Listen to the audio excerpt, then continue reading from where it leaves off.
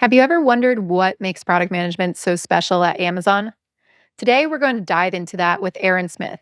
Aaron was previously the head of scheduled delivery at Amazon. Since then, he has been a product leader at Nordstrom, Grubhub, TrueCar, and now he's the chief product officer at Pattern. Aaron and I dive into the lessons he learned at Amazon in both leadership and strategy and how he's applied that to his work going forward. But before we get into it with Aaron, it's time for Dear Melissa. This is our segment where you can ask me all of your burning product management questions, and I answer them every single week. Let's look at this week's question. Dear Melissa, I work at a small 30-employee company that went through an organizational change a year ago. At first, we had no product team, so the features developed were chosen by either the founders or the developers. A year ago, we got a separate product team that made the decisions about what features to build. Now we have three separate development teams and one product team, which is a mixture of product people and designers. Unfortunately, this separation led to a us versus them mentality, with the development teams blaming the product team for everything and not trusting that the product team knows the product as good as the developers and thus are capable of taking the right product decisions. What do we do? All right. This sounds like a really classic case of not having cross functional teams. So, in this case, you basically brought in people, product managers, to take away the decision rights from developers. Now, if they aren't even trying to collaborate with the developers, of course, they're going to get a little bit upset. Does that mean that the developers should be calling all the shots? No. But it does mean that your product team should be working with developers as a team to help figure out what we should be doing. Now, there might be some resistance there, but you do want your product managers to have an eagerness to learn what the developers know and to ask their opinions. That doesn't mean that you have to listen to everything the developers say. It does mean, though, that they should be included in decision making and you should be seeking their help. So to me, it sounds like you took all the decision rights away from developers, you gave them to this team, and now nobody's collaborating with each other. That is a recipe for disaster. So in this case, this is why we actually do like agile methodologies where we have cross-functional teams. Your product managers and designers should be embedded on each one of those development teams so that it feels like a team and not just like, hey, this is a separate product management department. We need it to actually feel like we're all working together, and we should be all working together. It's not even just a feeling, it's what you should be doing. So what I would do is actually encourage you to dedicate product managers to each one of those teams and then go through things like brainstorming, idea development, triaging, figuring out what we're going to build, like feature development, all that stuff together, right? Do it together, involve the developers, ask their opinions, but also anchor it in data. So the product management team should go back to the development team and say, here's our goals. This is what we're trying to achieve. This is where we want to go after. And then asking, what could we do to get there? They should be looking to them to help with, can we do this? Is it possible? What kind of timelines are we looking at for this? Is this a really big lift or a small lift? These are the problems we want to solve. Do you have any creative ways to actually solve it? Developers are great at that. I think we need to stop treating developers like, hey, let me just throw a bunch of features your way and let you build it. That was waterfall. We don't want to do that. Even in companies that say they are agile, I still see them working in a waterfall way with their developers. Does that mean all the developers should own all the decisions and can veto everything? Absolutely not. We're here to work in service of the company, and we all have to agree on that.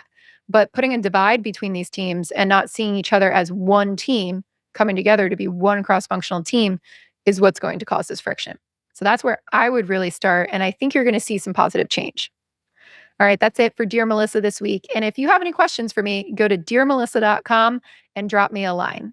Now, let's go talk to Aaron. Hi, Aaron. Welcome to the podcast. Hi, Melissa. Thanks for the invite. So you have had a long, illustrious product management career. Can you tell us a little bit about how you got into product management and what has been your journey to being chief product officer of Pattern?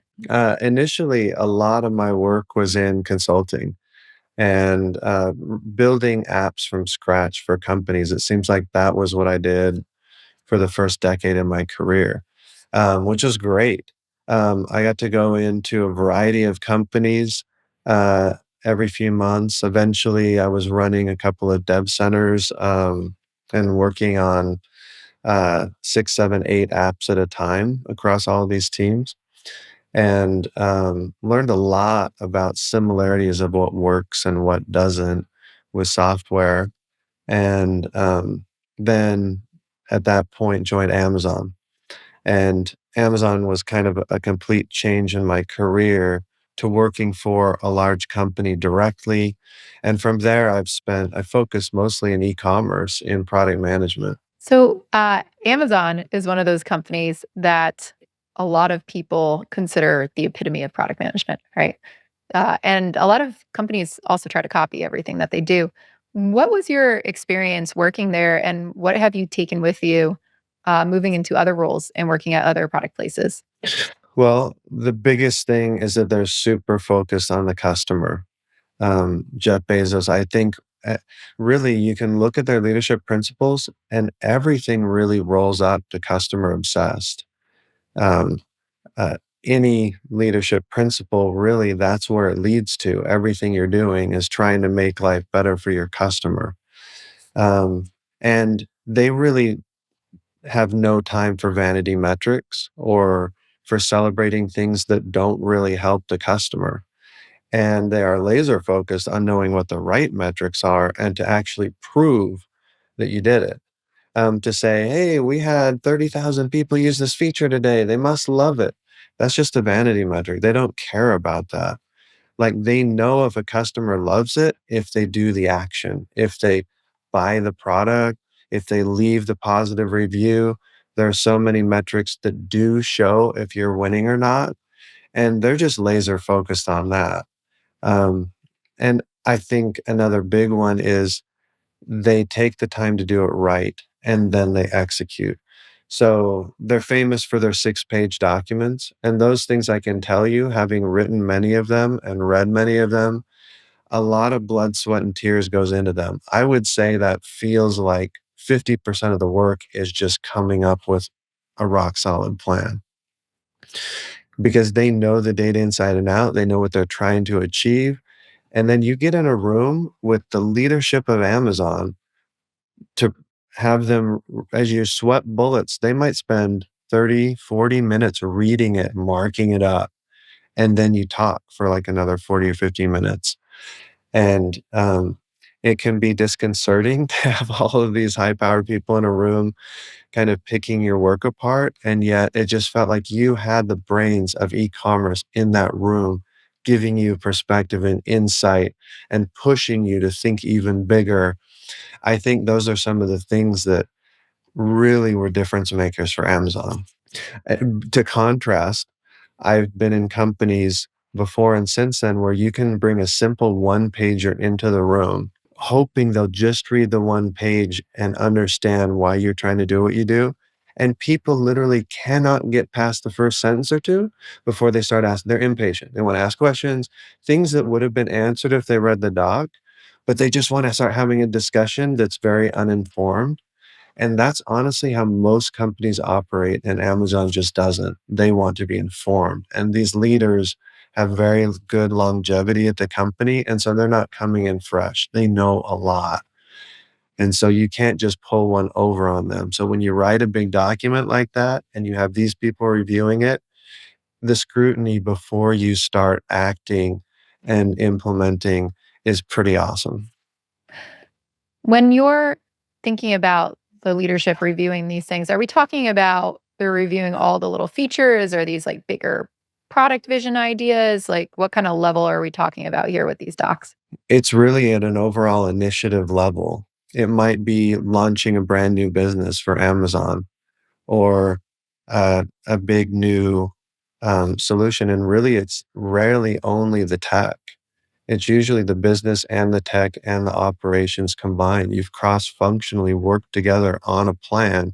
These are the things we're going to do in lockstep to make this business or this effort successful.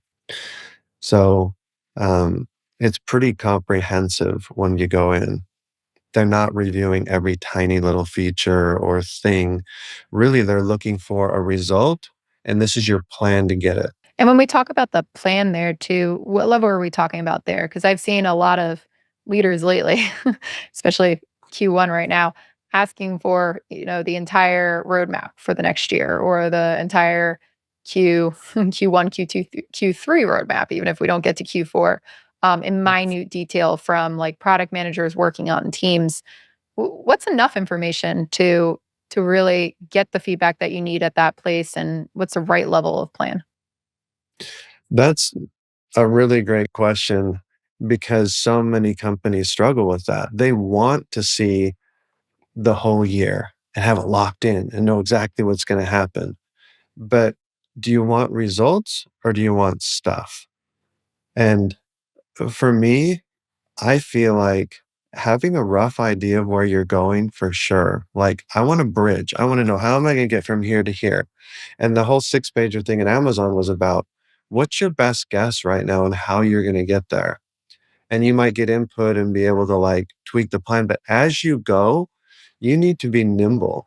As you learn new things, you may hit a seam when you're digging in underground that you find like, oh, but this seems way bigger. I think we're going to get way more gold if we go here. And you need to be able to pivot. And if everybody's so tied to like a plan of stuff, that's destructive. What do you do in the case where you are going out, you find out that's not the right direction, the plan changes, you need to go back and communicate it?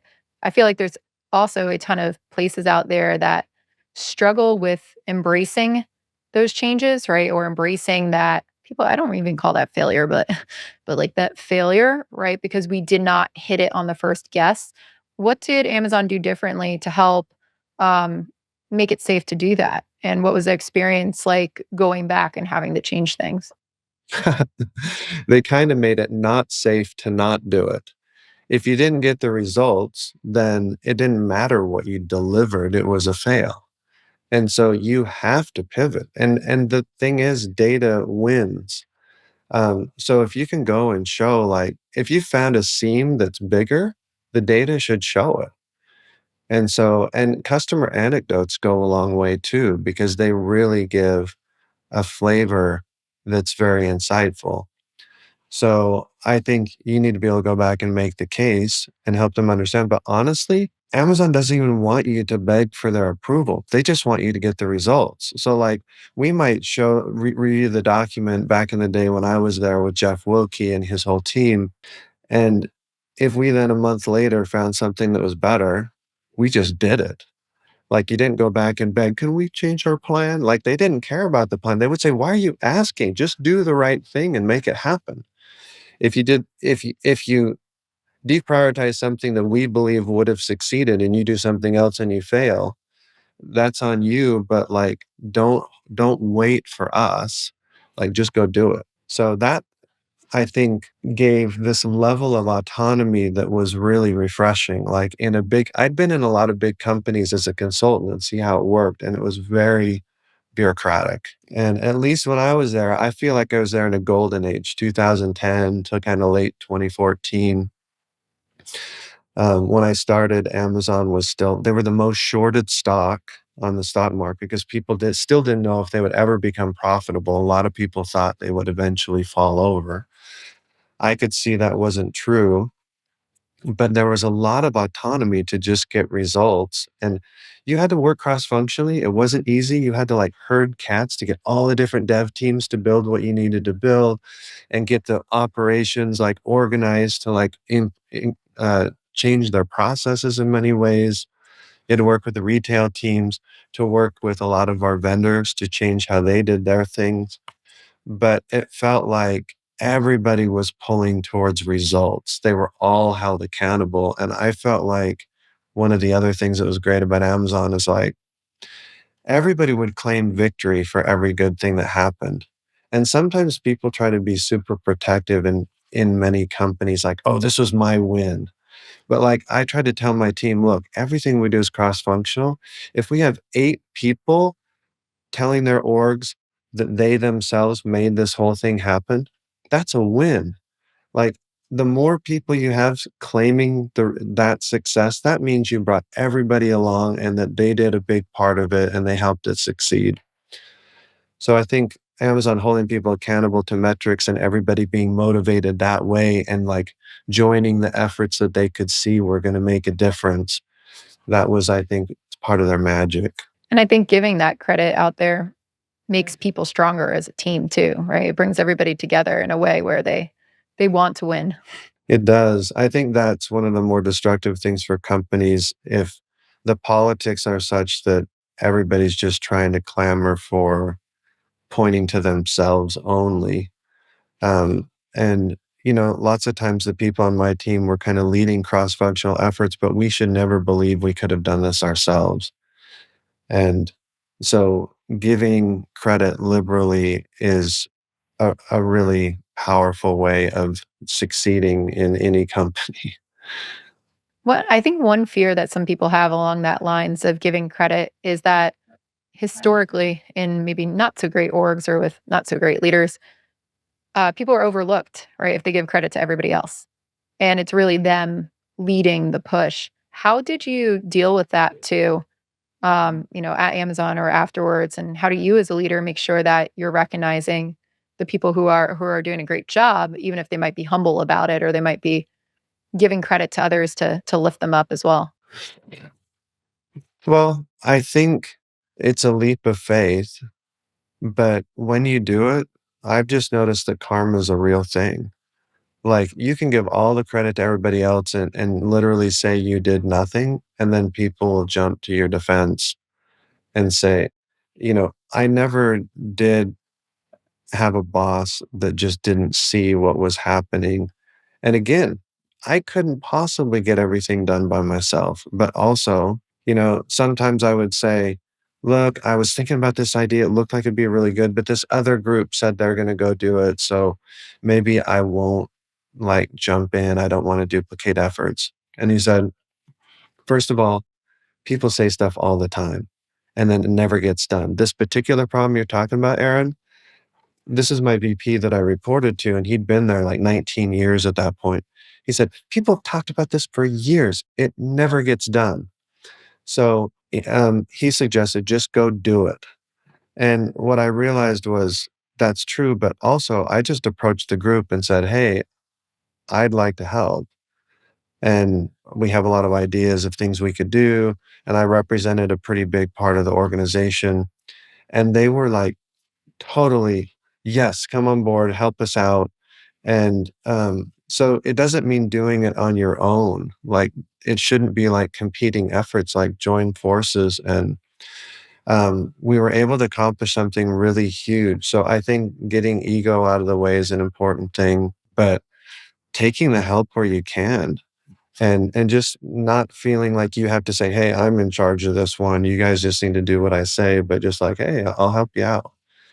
That makes a huge difference. Uh, yeah.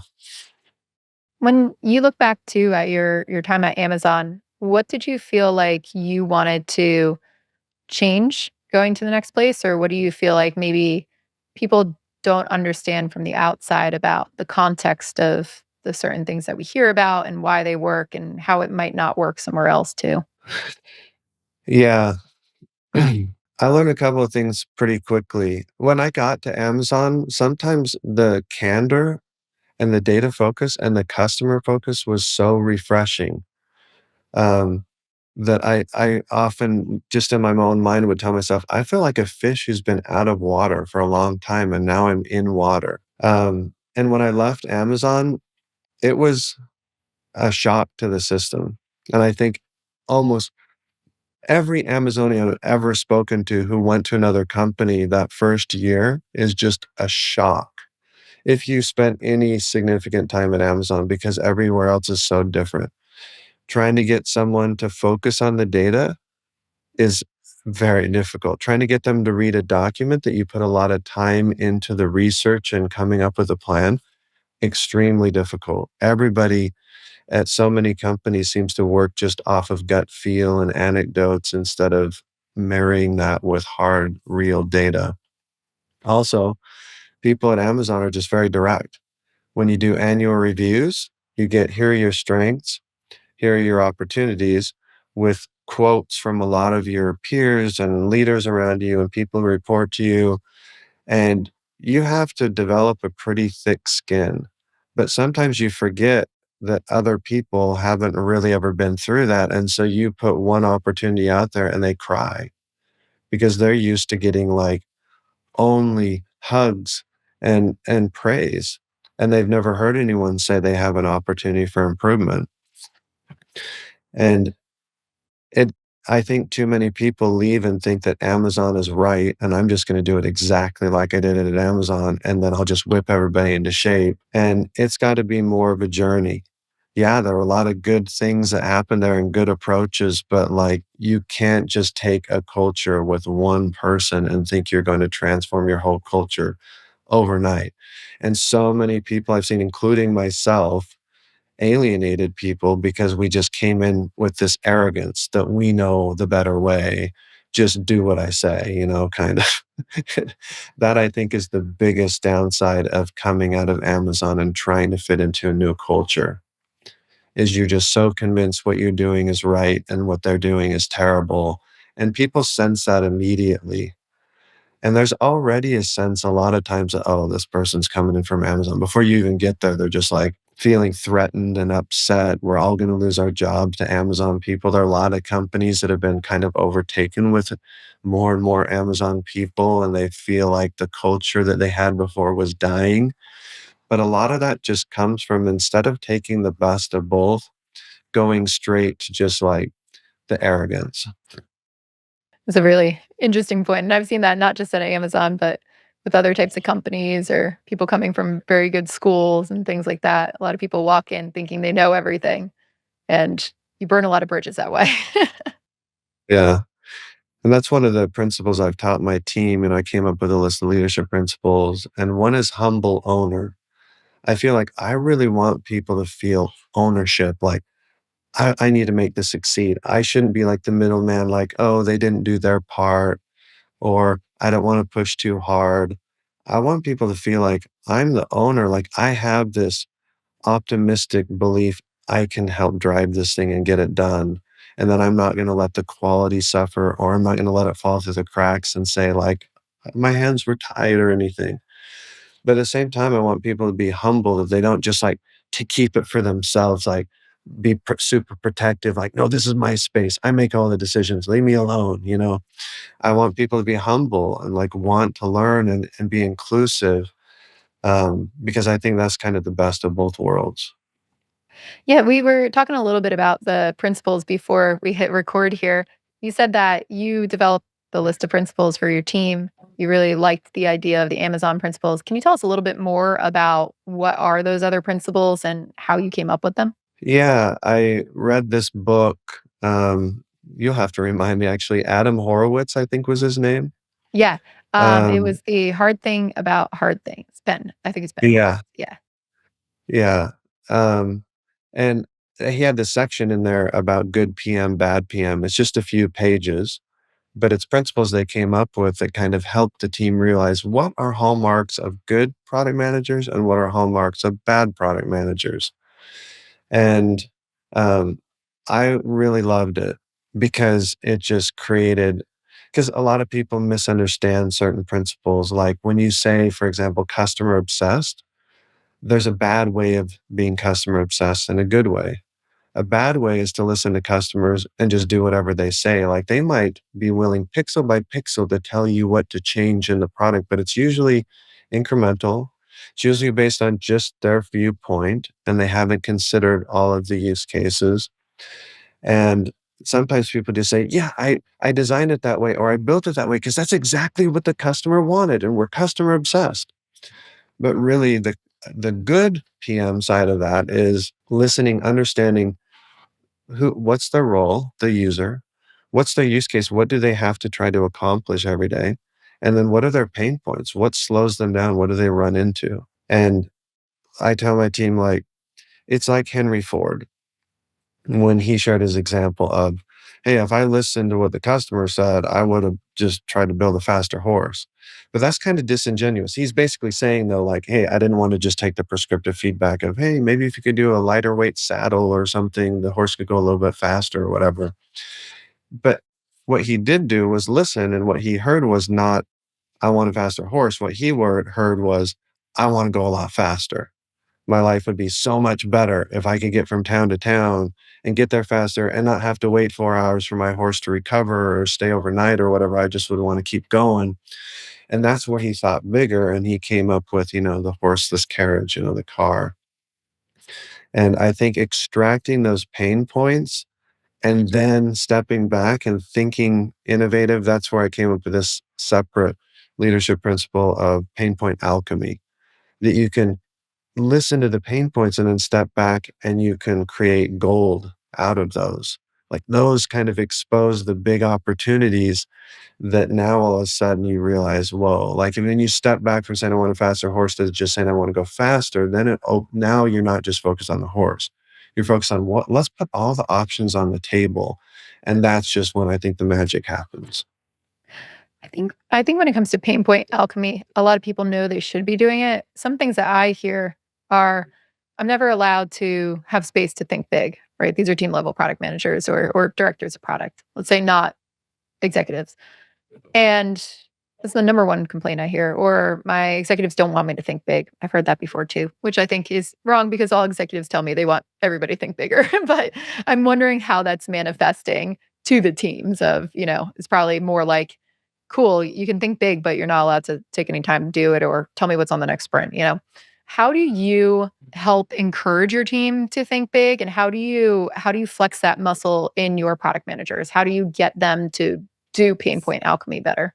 Or not pain point alchemy, but like, is it pain point alchemy that would we call it do pain point alchemy better? Or is it Yeah, do it better. Like figure out what the pain points are, but don't just take scripted feedback, step back and figure out what are the options that could help us achieve this goal? Like, hey, I move too slowly. I want to go a lot faster. How can we achieve that? So one is just to understand that good PM, bad PM difference for how you approach customer obsession.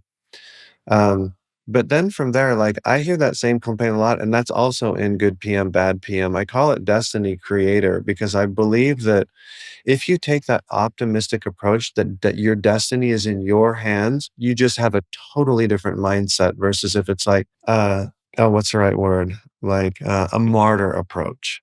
Like, oh, if only devs could move faster, or if only the business didn't dictate so much or hold me accountable to dumb things that I know aren't going to give us like um, the real acceleration that we're after. It's like focusing on the negative because you have roadblocks at every turn. I think a great example that like I heard about and I tried it myself was somebody I heard once. You often hear about like, I just can't get management approval. Like it takes so long and they'll cancel a meeting and it was 2 weeks out and now we have to wait another couple weeks. It just takes forever.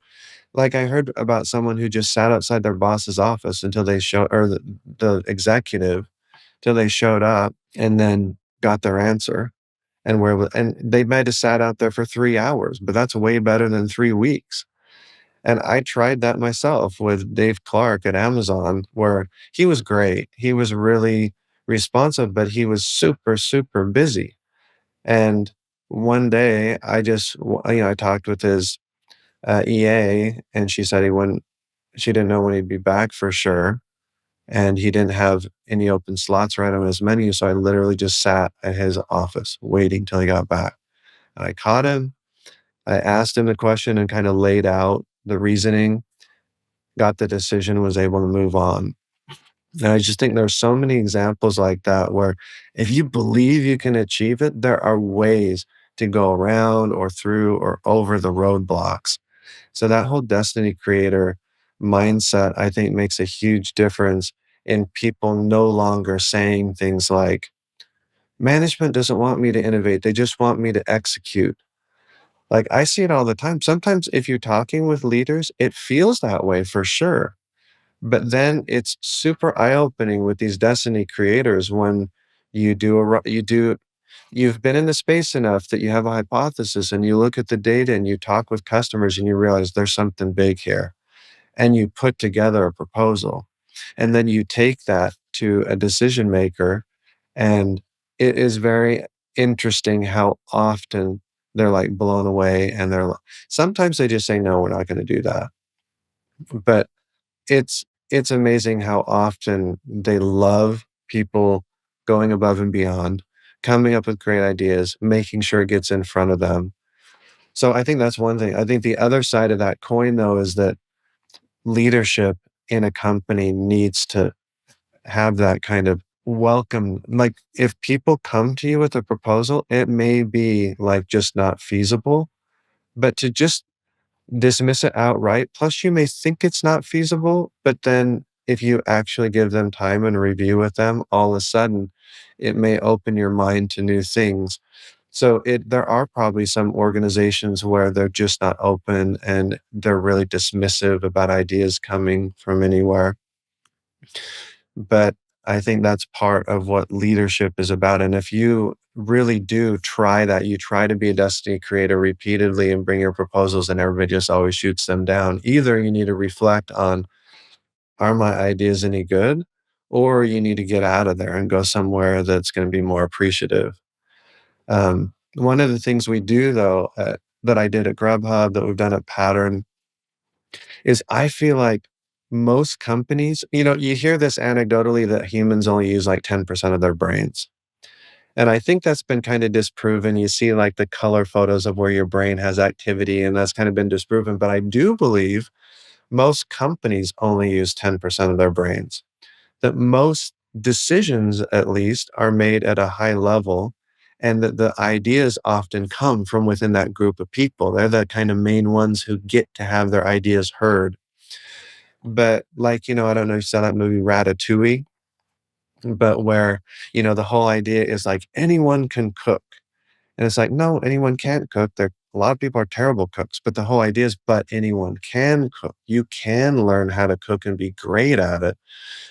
And I feel like if you're going to succeed, you need to use way more than 10% of your company's brains. You have to figure out how to give people that opportunity to bring ideas to the table. And we have this thing at Pattern that we used to have something like it at Grubhub, but I feel like we made some really cool enhancements to it. We call it Innovation Cup. Anyone from any part of the company can come up with proposals, not just for tech, but for anything that makes the company in a game changing way better. And we had, and we did, I launched this thing last year, and the executive team was completely behind it. Our whole executive team was behind it. And we had 56 different teams in our small company present ideas to the executive teams. We kind of did this rapid fire, almost speed dating approach where they'd come in for like 15 minutes and do their pitch, and we'd have Q&A, and then they'd go out. And it was fantastic for executives getting to know people and realizing, man, that these people have amazing ideas. Sometimes certain execs might have not been excited about the idea of a person in their org, but when they come in front of the whole executive team, there are plenty of other people who are like, that is a great idea. Like, we came out of these sessions just buzzing. And then everybody like started to realize, man, we've got a lot of really sharp people who are in the trenches. They see what's going on. They have the data. And we gave them like 4 months to, we picked some finalists, but we just like tried to support anyone who wanted to keep moving with their effort. But we picked finalists to support for about 4 months. And then we had a final presentation where they showed, this is what we achieved. And it was just, I mean, one of the ideas in particular is just, it could become bigger than our core business if it goes right within the next 5 years or so. That's just craziness. So it was so just inspiring, but like that buzz that happens when people, people came up to me and said, like, man, I never got to sit in front of the executive team and have people listen to me before. And, it felt like people liked my idea. And I was sitting on that thing for 2 or 3 years trying to figure out, who do I even share this with? And now we have this platform. So, I'm not saying that's, like, the best way or the only way, but companies have to figure out how they give people a platform, because if you can tap into that 100% of the brain, your company can become unstoppable. I love that, and I love that story. When you do the innovation cups, I feel like a lot of people try to, uh, repeat this. There's a lot of companies who try to do it. How long do you give people to work on their projects? Do you let them just pick whatever team they want? Do they stay in their teams? Like, how do you organize that so that you get the best results out of it? Yeah. At other companies, sometimes we'd give people like half day on Friday to work on it for a while or something. But The thing I like better about this than a hackathon is I feel like people come up with cool stuff, people buzz about it for a couple days, and then rarely does that stuff ever actually see the light of day in production, bringing results to customers. I want with Grubhub, we did a contest where you had to implement it, A/B test it. We would see the results, and the winners would just be whoever got the best results, which I really liked. But at Pattern, I think it's pretty amazing because w- we try to give them even more time. Like we give them about 4 months from the time we do the rapid fire pitches until we have the finalists that then like they come to the final event and present. So they have time to implement it and see the results. And some of them like iterated a few times to go from like okay to better to really good. And so sharing that journey with the company too, I think basically everybody still had to do their normal day jobs. And sometimes the things that they're most of the time things that at least some of them were working on were in their space. But if someone in customer service pulls in someone from data science and maybe from UX design or whatever, um, I find that when people are doing passion projects, it doesn't even feel like work. And for some of them, it's just part of their daily work, and for others, it's just like dessert. Like on top of their normal work, they get to work on this really cool project that they came up with, and they're working together with cross-functional peers that they maybe don't work with every day otherwise. So we found that we didn't really need to carve out extra time for it.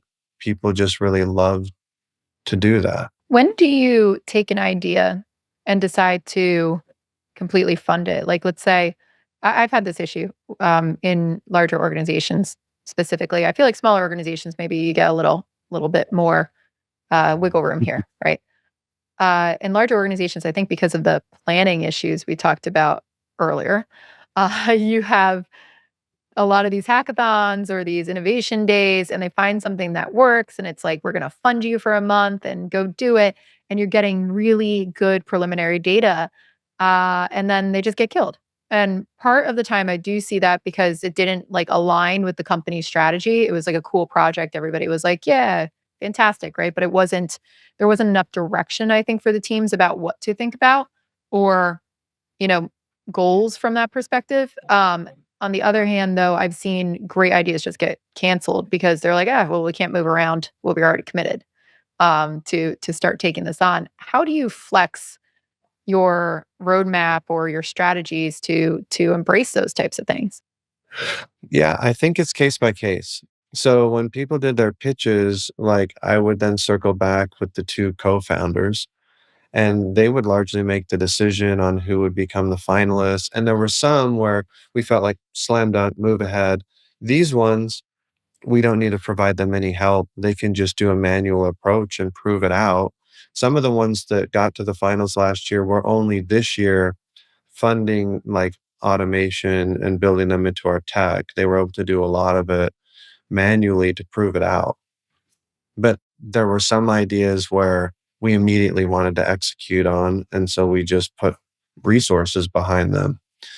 And then there were others where it's like, that sounds like a really good opportunity, but we can't see a clear path to achieve it. And we don't want to send them on a wild goose chase and give them like r- a few resources, but will it really work out?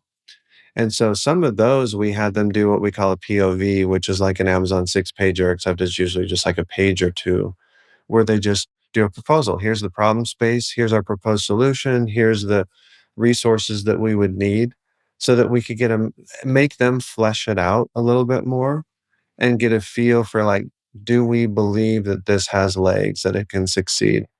So, and you just make bets. You're not always going to win. You will probably not end up completely implementing some, but you've done enough due diligence that you just make smarter decisions. And it sounds like you do need that one person or leadership team, right, to just make a call there. Where you're like, we're going to pursue that bet. Like it's not going to work if nobody's willing to make a call. And that was part of the magic, I think, that um, this whole thing was supported at the highest level. Like our co-founders were 100% behind it. Really, the minute the pitches all happened, it was game over. Everybody knew we've got to do this every year. In fact, our CEO was like, we should do this like every 3 months or something. I'm like, it's a lot of work. I don't know if I have the stamina to do it over and over and over again. We try to do this in our daily work, but like soliciting ideas from every corner of the company, it's a whole production, but it's totally worth it to do it, once a year. We just kicked it off for this year. It's funny too because we bought this big trophy. It was like the size of the Stanley Cup, and it cost like, I don't know, $1,200 or something. Our CEO decided, you know what? I want something even more substantial. Just spend $10,000. I don't care, but I want it to be like solid. Because it looked solid to me. I lifted it. It was quite heavy, but he thought the cup looked a little bit too much like plastic. So the point is, like, having, like, the top of the company be 100% behind this. I mean, he threw hundreds of thousands of dollars of RSUs into the pot. The finalists, everybody who made the finals got RSUs to share amongst the team.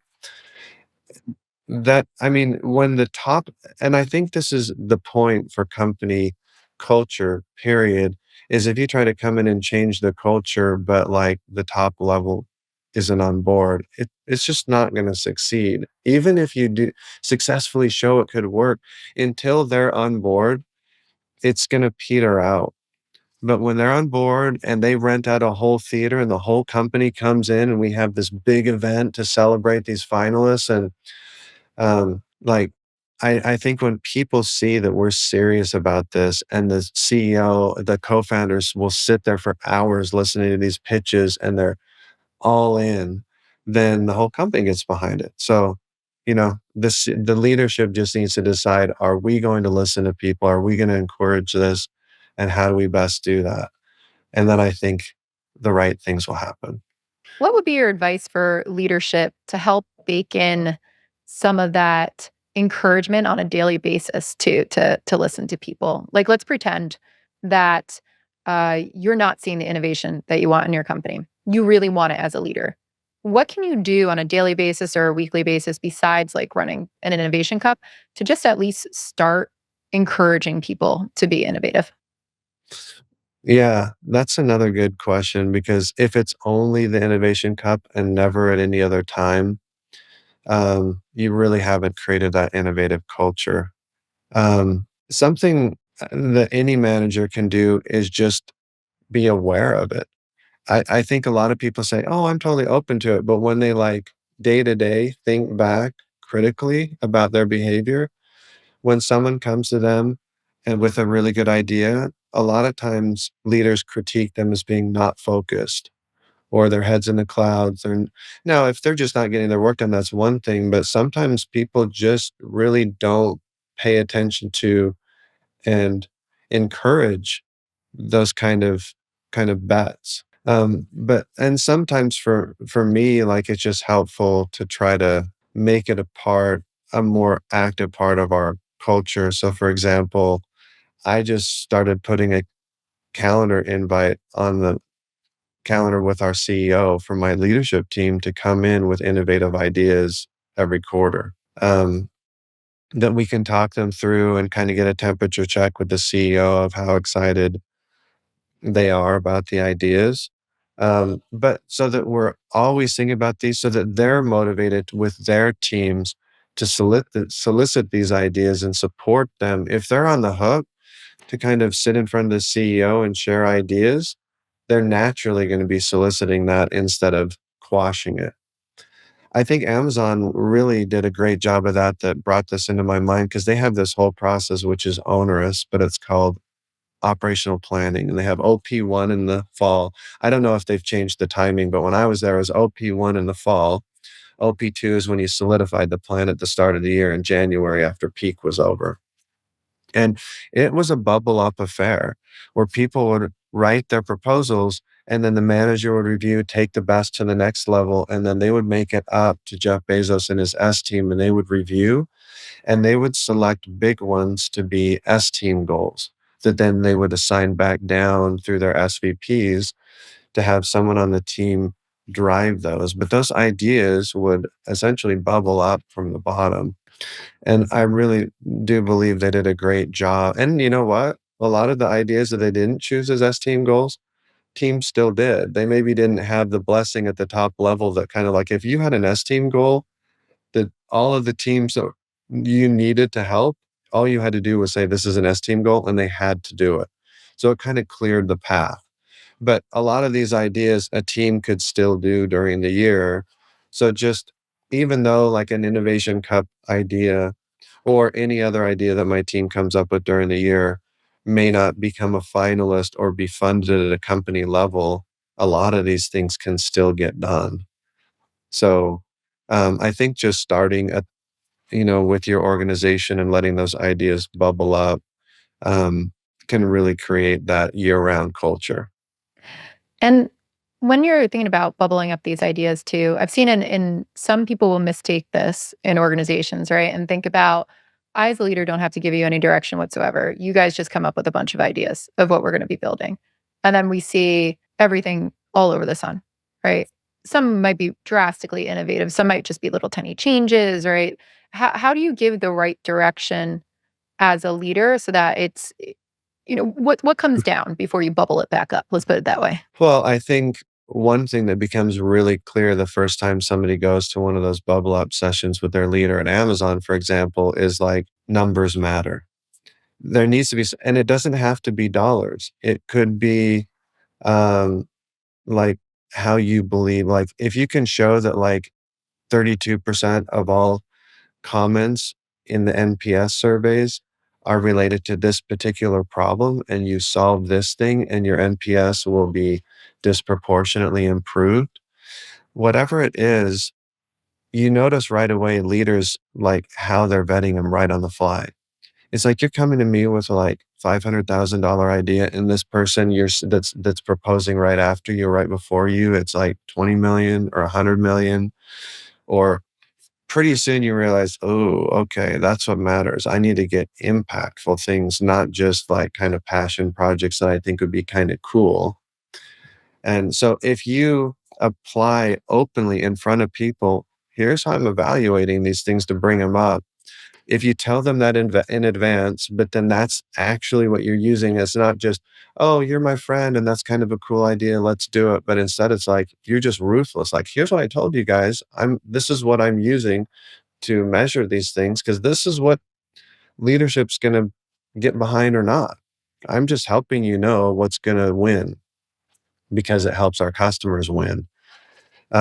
I think being really clear with communicating that up front, but then actually holding to those standards when you judge those, I think sends a message that people need to hear. And then if people have other ideas that they still want to do, like one of the Innovation Cup ideas was we want a relaxation room so that we can kind of have a power nap for 15 minutes and come back stronger.